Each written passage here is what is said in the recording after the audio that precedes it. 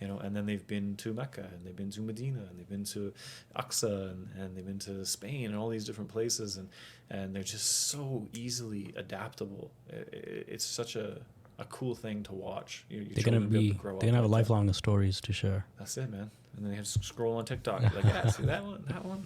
So the big move, I think that's the topic of, the current topic in your lives right now. How's that going? So alhamdulillah, we were gone for 4 months so far this year. Came back, I don't even remember when it was, but I think beginning of May we came back, and we just can't get out of here fast enough, honestly. What made you decide that this is it, or Canada's it, or point? So I found out actually only a few weeks ago. My family has been in Canada since 1761. Wow. We predate Canada by 100 years, by Canada itself. Right? Yeah. And I heard that, I'm like, man, it's time to go. We've been here long enough. And we left Ireland not long ago, and now we've been here for so long.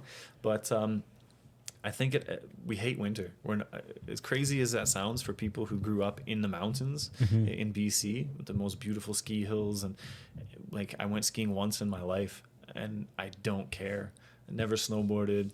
Went snow machining a couple times. Just don't care. I don't like being cold. It's not my thing. People like that. Alhamdulillah, that's their prerogative. My wife is the same. Doesn't like being cold. Kids are kids. They're flexible. They're adaptable. Yeah. And they don't care.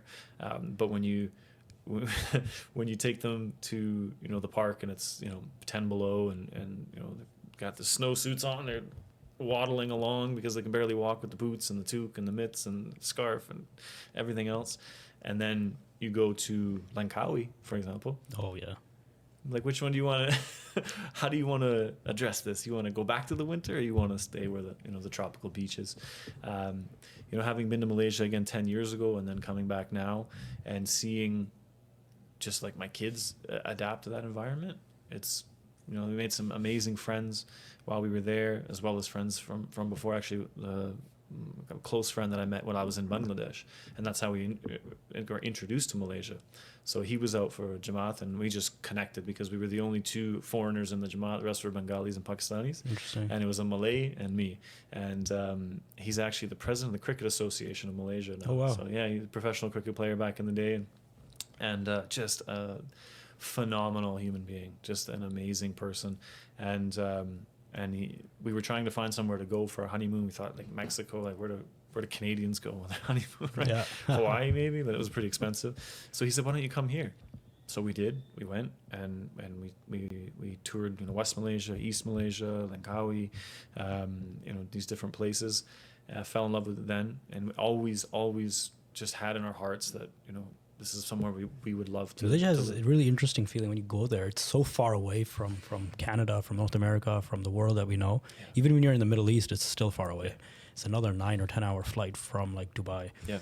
But when I landed there for the first time, you just feel like you belong. Yeah. Culturally, linguistically, religiously. I will say that he's going to say that he belongs more than me because he fits much more with the skin tone as I do. But well, you loved it too. I'm the colonizer. Don't forget, Malaysia was a British colony up until like 100 years ago. Yeah, that's true. I will say that colonialization, of the British in Malaysia and in these different places has led to an interesting paradigm that the older people speak better Malay or better English rather than the youngsters. Interesting. Because they grew up as English as the first language, and then you learn everything else after that because it was a colony, right, or occupied territory, and then they've switched it now back to Malay being first. Malay, so they're growing up learning Malay, obviously with their parents, everything. You keep the language, but it's interesting to see the older generation is speaking better English than. But it's amazing, like English is very widely understood everywhere. Never had a problem with language. Never had a problem. And then as a Muslim as well, like you just have a cultural identity you can really easily connect with. It's awesome. Yeah, and having that this incredible mix of people there, whether they're just from everywhere, and it's such a beautiful thing to see. So what made you guys kind of choose Malaysia? I know you loved it, and there's all these positives about it, over like say Dubai or maybe somewhere else. Yeah. Probably. Okay, so I think a lot of it has to do with the fact of where we grew up in the mountains and a lot of that scenic natural beauty, which you don't get with Dubai. You get the city, which is really cool. It's modern, and then outside of that, you get desert, right? not our not our thing. Malaysia, man, you got tropical rainforests, you've got incredible beaches, you've got, you know, the highlands, you've got just so much natural beauty. That's probably the number one reason. Next up would be cost of living is incredibly cheap compared to the West. The unwavering support for Palestine is huge reason for us. And then just the quality of life, you know, being able to, it's a different vibe, you know, when you go, you know, when you're here, it's like you're spending $80 on dinner, and there's like tip. I'm like, this hurts. Yeah.